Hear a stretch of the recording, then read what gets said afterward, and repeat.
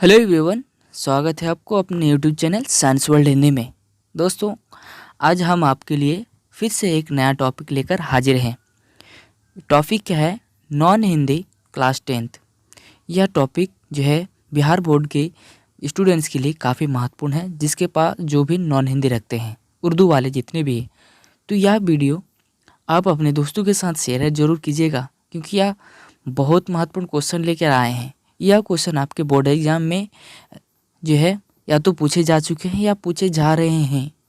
तो देखेंगे, इसमें हम ये भी बताएंगे कि आपको जो कौन सा ऑब्जेक्टिव ऐसा है, कौन सा प्रश्न ऐसा है जो क्या बार बार रिपीटेड है और वही क्वेश्चन बार बार भी हमारे किसमें एग्ज़ाम में आते रहते हैं। तो वैसे ऑब्जेक्टिव को आपको ध्यान में रखना है। तो चलिए अपने वीडियो को शुरू करते हैं विदाउट टाइम वेस्टिंग के।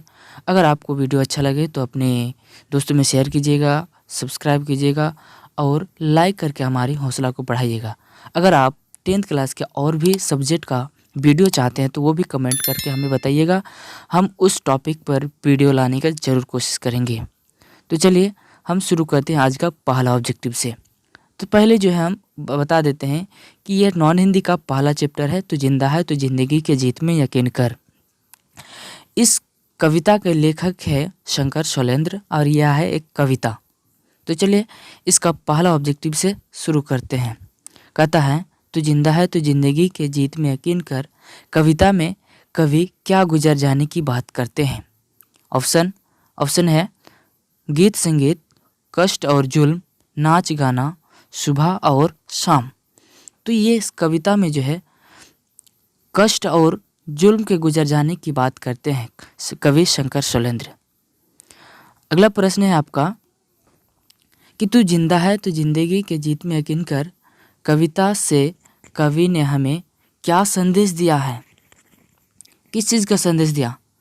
कठिनाइयों को भूलकर लक्ष्य की प्राप्ति करनी चाहिए, धन प्राप्त करना चाहिए, बड़ा आदमी बनना चाहिए या संघर्ष नहीं करना चाहिए।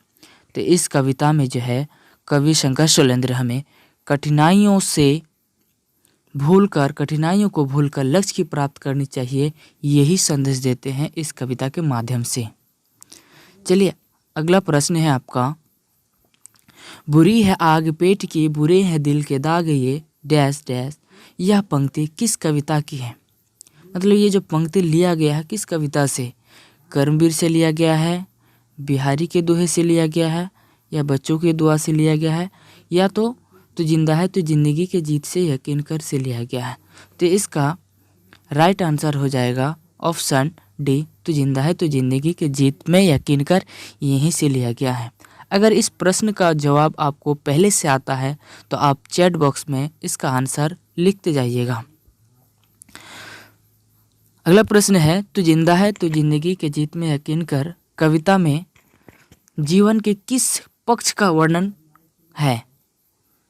निराशवादी, आशावादी, प्रेरणावादी या साम्यवादी?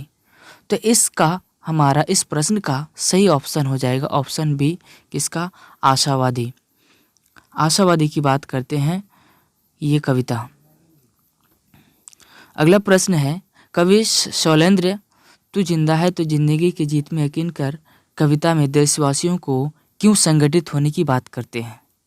आज़ादी प्राप्त करने के लिए या जुलूस निकालने के लिए, धरती को स्वर्ग जैसा सुंदर बनाने के लिए, या इनमें से कोई नहीं?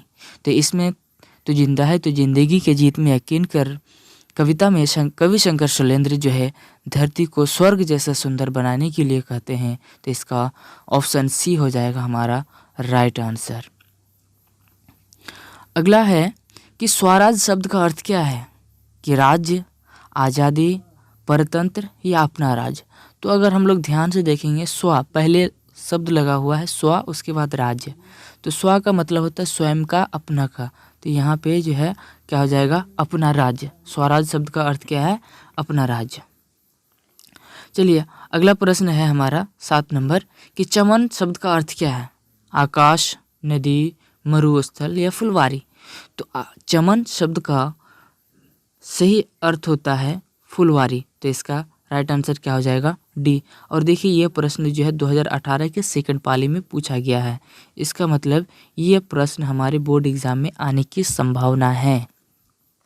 अगला प्रश्न है, तू जिंदा है तो जिंदगी के कविता में किसके सर कुचल कर हम साथ चलेंगे। कवि शंकर सुलेंद्र जो है इस कविता में किसके सर कुचल कर चलने की बात कही है। सुख, दुख, मुसीबत या हंसी। तो इसमें जो है हमें मुसीबतों का सिर कुचल कर चलने की बात कही है कि हमारे जीवन में जितने भी मुसीबत आए उसे हमें जो है कि क्या सर कुचल कर चलना चाहिए। 9 नंबर प्रश्न कहता है, कवि मनुष्य को कैसा जीवन जीने की प्रेरणा देता है। हौसले और उत्साहपूर्ण, अतीत को याद कर, मौत से डर डर कर या समय का सदुपयोग कर।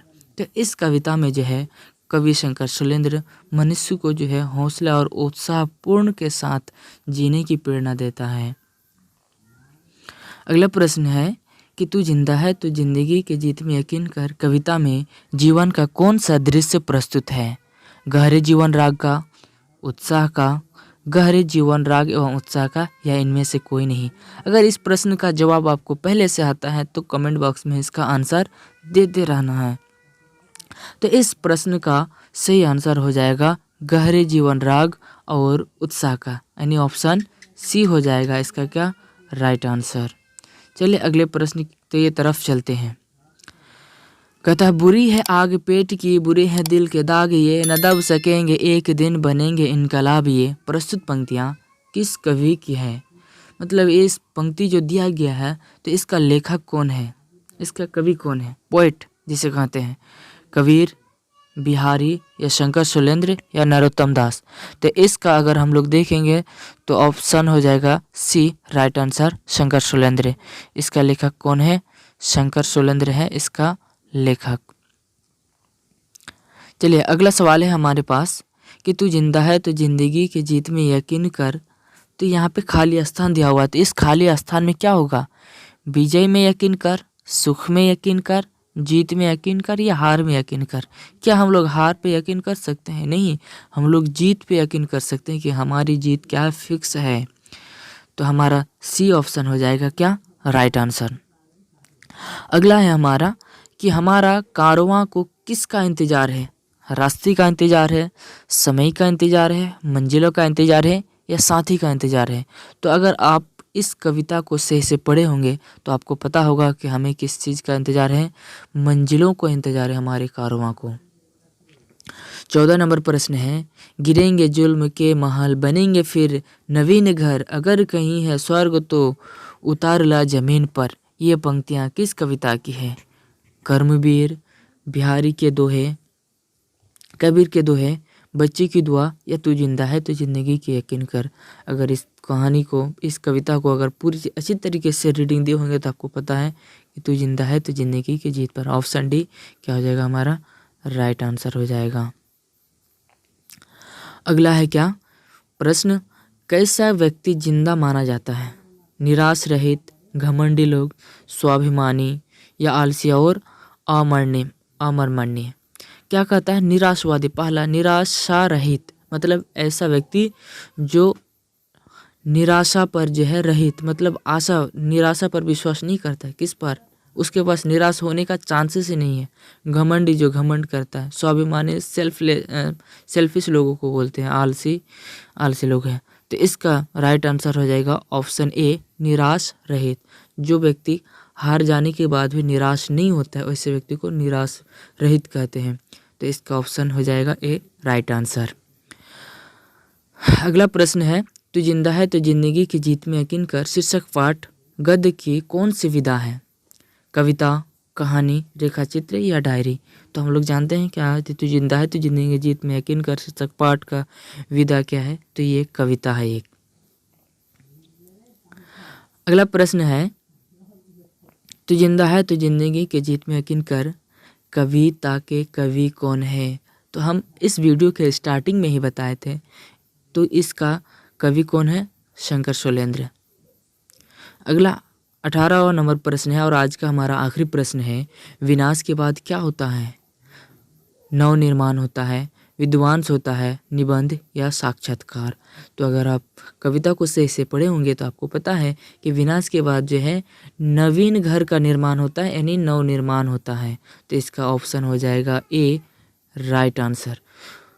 चलिए दोस्तों, यहाँ पे हमारा आज का वीडियो समाप्त होता है। अगर यह वीडियो आपको अच्छा लगा तो अपने दोस्तों में शेयर ज़रूर कीजिएगा और इस चैनल को सब्सक्राइब ज़रूर कीजिएगा, क्योंकि मैं आपके लिए इसी तरह के वीडियो लेकर आते रहता हूँ। तो चलिए यहीं पे वीडियो को समाप्त करते हैं।